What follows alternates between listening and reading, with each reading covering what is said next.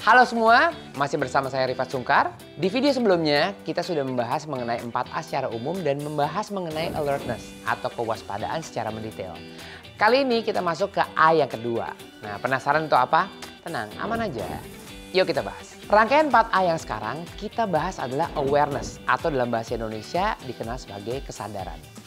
Awareness atau poin A yang kedua menunjuk pada kemampuan pengemudi untuk menyadari dan memahami kondisi jalan saat mengemudikan kendaraan. Ini akan mencakup beberapa aspek penting. Aspek pertama adalah kesadaran situasional, di mana kondisi jalan umum selalu dinamis atau berubah-ubah. Yang harus diperhatikan dalam aspek pertama ini adalah kondisi jalan itu sendiri. Apakah jalanannya mulus atau berlobang? Sehingga ini bisa disesuaikan dengan cara mengemudi.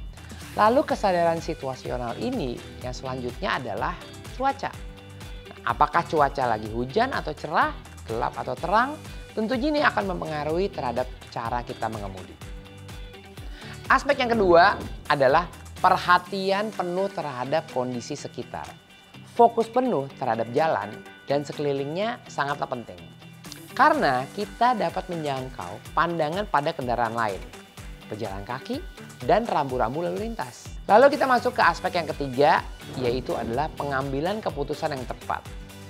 Awareness akan sangat membantu pengemudi untuk membuat keputusan yang tepat. Seperti kapan kita harus belok, kapan kita harus berakselerasi, atau bahkan kita kapan harus memperlambat laju kendaraan.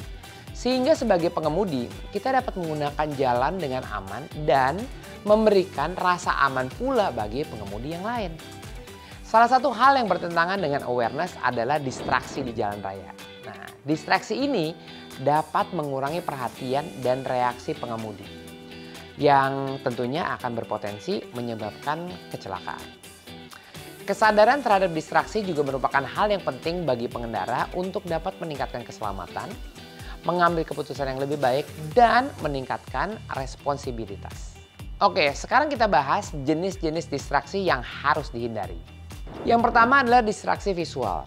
Distraksi ini sangat umum dan selalu terjadi di jalan ketika kita melihat sesuatu di luar jalan seperti papan iklan, pemandangan, bahkan layar handphone. Ini mengalihkan perhatian visual dari jalan itu sendiri. Yang kedua adalah distraksi auditori. Ini dapat terjadi ketika pengendara mendengarkan sesuatu yang mengalihkan perhatian, seperti radio yang terlalu keras, panggilan telepon, ataupun percakapan dengan penumpang. Sebagai pengguna jalan yang baik, kita harus selalu berhati-hati dan tetap fokus di jalan. Yang ketiga adalah distraksi manual. Distraksi ini dapat terjadi apabila tangan kita berpindah posisi dari setir kendaraan. Misalnya ketika kita mengubah musik dalam mobil, mengatur GPS ketika berkendara, atau melakukan gerakan lainnya yang menyebabkan fokus ketika kita berkendara berkurang. Yang selanjutnya adalah distraksi kognitif. Distraksi ini terjadi karena pengendara memikirkan hal yang lain yang tidak terkait dengan mengemudi. Ingat, driving is full-time job, it's not part-time job. Seperti masalah pribadi, pekerjaan, atau perencanaan lainnya, itu bisa dilakukan ketika kita sudah selesai berkendara. Menghindari distraksi ini memerlukan awareness atau kesadaran dan disiplin dari si pengemudi itu sendiri. Sehingga mereka dapat menjaga konsentrasi dan keselamatan selama berkendara. Dua tantangan yang paling umum dapat mengalihkan fokus pada pengemudi adalah ketika handphone berbunyi dan ketika pengemudi mulai lelah dan mengantuk. Berikut ini adalah peran penting awareness untuk dapat menjaga keamanan pengemudi dari dua hal tersebut. Oke, kita bahas dulu dari poin yang pertama. Pertama, tips menggunakan handphone ketika berkendara adalah jangan digunakan. Karena menggunakan handphone sudah termasuk dalam distraksi yang sangat dapat membahayakan diri dan sekitar. Jika kamu perlu melakukan panggilan, mengirim pesan atau menggunakan aplikasi, sebaiknya dalam keadaan berhenti di tempat yang aman. Seperti di area parkir atau tempat yang memang diperuntukkan untuk berhenti. Hindari penggunaan telepon saat berada di jalur lalu lintas atau di tempat yang sangat bisa mengganggu arus kendaraan. Oke, next kita masuk ke yang kedua. Jika kamu mulai merasa lelah.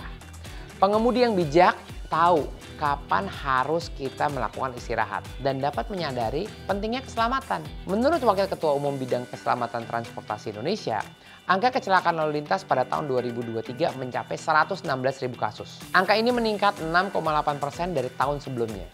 Hal ini adalah karena kelalaian pengendara akibat kelelahan dan rasa kantuk. Jika kamu mulai menguap dan mata mulai berat, itu tandanya kamu perlu istirahat dan tidur. Berhentilah di tempat yang aman, berikan tubuhmu waktu untuk beristirahat. Ingat, lebih baik lama sampai tempat tujuan daripada tidak sampai ke tempat tujuan itu sendiri. Jadi itulah pentingnya menerapkan awareness atau kewaspadaan dalam berkendara defensif. A moment of distraction can lead to a lifetime regrets. Drive with awareness, aman aja di jalan bersama 4A.